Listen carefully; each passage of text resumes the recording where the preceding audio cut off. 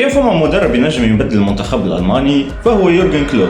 بعد خيبة أمل منتخب ألمانيا في كأس عالم 2026 وخروج من دور 32، الجامعة الألمانية تبدأ صفحة جديدة وتعين يورجن كلوب كمدرب المنتخب الأول. وفي أول مؤتمر صحفي ليه الكلام كان موجه مباشرة للصحافة، وين قال انه شاف الصحافه كيفاش تعاملت مع ناجلزمان في المنتخب الالماني، وزاد شاف الصحافه الانجليزيه كيفاش تعاملت مع توماس توخيل في المنتخب الانجليزي، وانه اذا خرجت مجموعه قالت انه المدرب سيء فانه باش يستقيل بدون طلب حتى تعويض، وانه اذا الكلام وصل حتى يجبد عائلته فانه وقتها زاد باش يستقيل. في رساله واضحه على انه المدرب يحب يخدم في جو هادئ، ويحب انه الناس الكل تقف وراء المنتخب في الفتره الصعيبه اللي تعدى بها، وزاد اكد انه هذه اخر محطه في مسيرته التدريبيه ويحب يخليها اكبر انجاز في حياته الكرويه. الهدف مش كان يربح مباريات، بل انه يخلي الجمهور يرجع قريب للمنتخب ويرجع الهويه والروح الالمانيه اللي ضاعت على المنتخب منذ سنوات. والسؤال توا، هل كلوب قادر انه يعمل ثوره في المنتخب الالماني،